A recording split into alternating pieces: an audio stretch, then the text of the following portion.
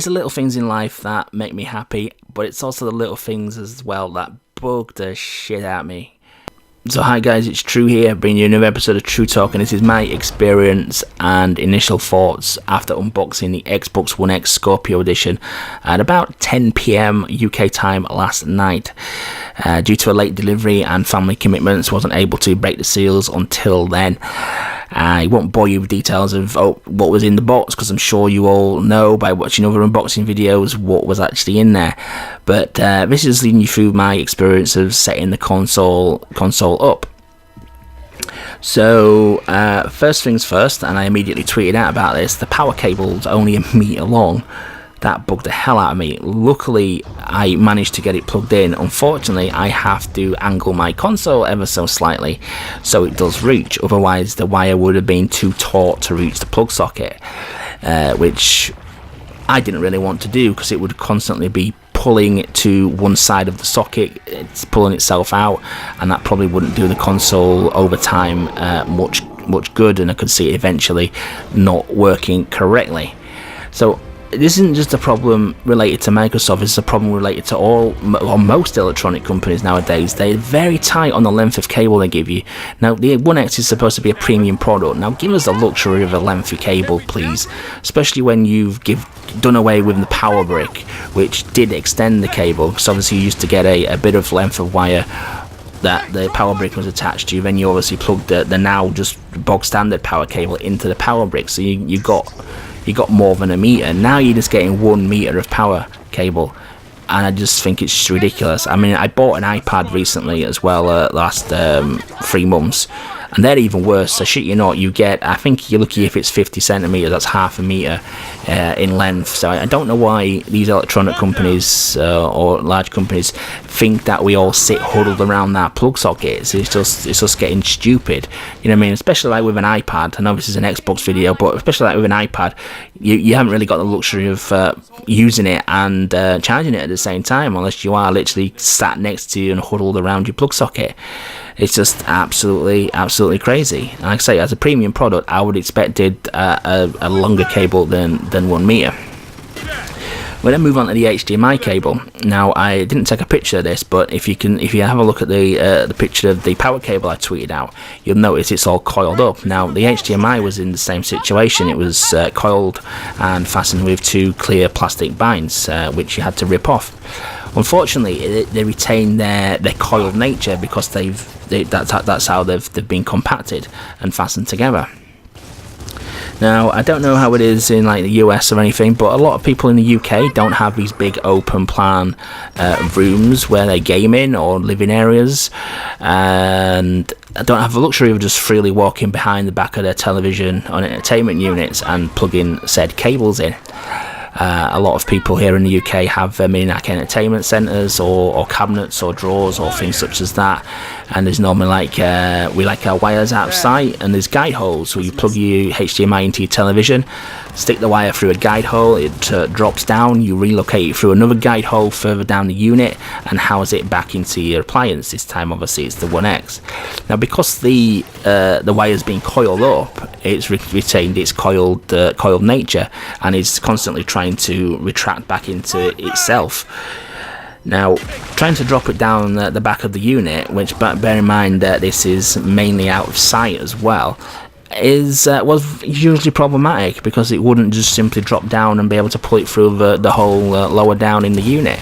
It was always trying to go back up like a spring would, and it was just ridiculous. You know what I mean? Don't ever package it up like that ever again. Don't package things up like that. Just do it in the traditional way, which is like if you was wrapping a rope around your shoulder and your arm, that kind of nature. That's the way to do a wire. Then it retains its drop down nature, and when you let it go, as I say, it's the little things. It annoyed the shit out of me, and it probably added 15-20 minutes to my setup time. Anyway, that out of the way, plugged my external HD, which I'd spent all day yesterday now, copying all my games across to, and saving my settings, so it should have been an easy process of getting it set up. That was plugged in. Went to plug my Ethernet cable into my Xbox One X, then realised there wasn't an Ethernet cable. Again, premium product, should have had an Ethernet cable for those who like to connect things wirelessly, because wirelessly you normally get the better connection, and with no interference obviously for what can happen with a wireless connection there. So that was annoying. Again, premium product, should have had one in my opinion. So that was up and running. Finally time to turn the machine on, press the on button, and that's when I say press the on button. Again, little things make me happy. It's a tangible button. It's a button that actually depresses, that you actually do press, not just run your finger over it.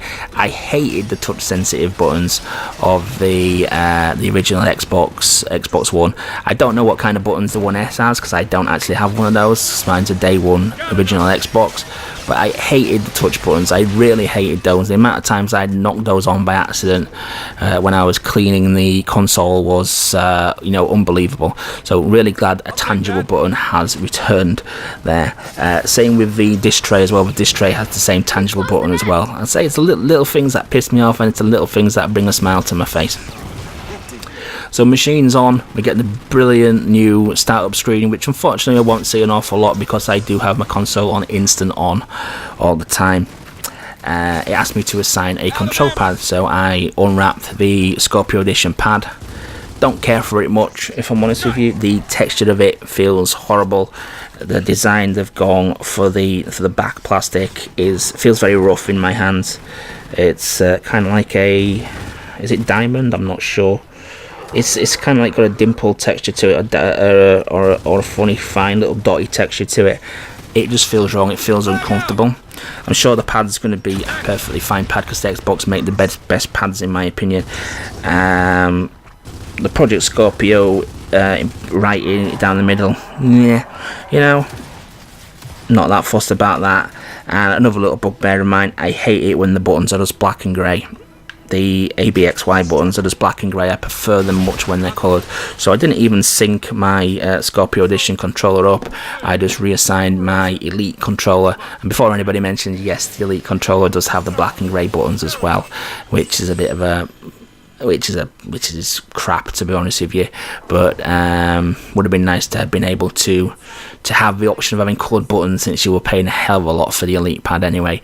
But press the two sync buttons on the console and the pad, and honestly, the fastest I've ever seen an Xbox locate a device like that. It was literally a second, and my Elite pad was connected to the console. It was at that point I would imagine it should have detected my save file on my HD, but it didn't, and it didn't throughout the entire process, so I had to manually go through setting everything up, which it wasn't an issue really. It was quick. Providing you know your passwords for your gamer tag, it was a pretty straightforward process. It automatically detected my router because it was a wired connection, so no need to put passwords in there. It asked me to sign into my gamer tag with my email and password. Again, no issues there. Surprisingly, it didn't ask me if I wanted to assign this as my home Xbox. I had to do that manually once the machine had fully booted up. But never mind. Then it asked me if I wanted voice commands, which was a bit bizarre because I should really detect it if I had a connected to it. Obviously I don't. I do have a Connect somewhere, but I unplugged it pretty much as soon as I got the day one edition Xbox One 4 years ago, because it wasn't wanted. But yeah, surprised it didn't auto detect if you had that, and just missed that question out again. Little bugbear there. Got through that. It did an update at some point. I think it did an update after that, or it may have done that before. I'm not entirely sure now, but it was a 700 and odd meg update. Which took longer than you would imagine, because it updates it applies it verifies it, the machine reboots several times over, and then finally you get through to another screen. Your console's set up there, and then it asks you if you want a tutorial. I skipped that because I know how to use an Xbox, and then it took me to the dashboard. Because it hadn't copied my settings across, I had to go in and manually change things back to how I had it. again wasn't a massive issue because I'm familiar with the Xbox ecosystem and infrastructure, so it wasn't a big problem there. And if you are new to the Xbox, you won't have those settings that should have copied across anyway, so again, not a big issue. Had to put my custom background back on again, but again, that's not even a minute process really. Stick a memory stick in with it on, bang, it's done, near enough. So yeah, that was my experience of setting the console up. Didn't have a lot of time left then to actually play anything, so I bunged Assassin's Creed Origins in there because that's supposed to be one of the showcase games of it, and boy, do you notice a difference. It's beautiful. I mean, I posted a few pictures to the community on the Xbox dashboard. I just angled the camera downwards, just looking at dirt, and the dirt's never looked so good. It just, you could just see every pebble, every bit of dust, every individual chunk of mud. It was just awesome. I went close to the screen as possible to see if I could find jagged edges, groups of pixels and stuff. It wasn't there. It looked brilliant, and if that's the early impression that is applied throughout, then it's going to be good. It's going to be really, really good and really interesting. So yeah, I was more than over happy with the entire setup process. A few, like I say, niggles, maybe just my niggles, but I think when you're paying £450 as it is in the UK, technically deemed as a premium product, should have had a longer wire. Shouldn't have been coiled up like that, and it should have had an Ethernet cable in. You know what I mean? It should have had an Ethernet cable in without a shadow of a doubt for the amount of money that we're paying out. So yeah, I'll come back to you, but I'll probably not today, probably a few days time with my thoughts after I've played a few enhanced titles there. Gonna have to get my Capture HD set up there for you and try and figure out how to do that. Should hopefully be straightforward, but yeah, it's gonna be good. I'm more than happy with my purchase. And the console itself, the console runs, silent. It's unbelievably quiet for what it's doing. So yeah, very, very, very pleased with it, other than a few, like I say, teething problems. And it's going to be a good time. It's going to be a good time seeing what developers do with this console, this beast of a console that we now have in our midst. So thanks for watching, guys. Please remember to like, comment, subscribe, and I'll catch you on the next one.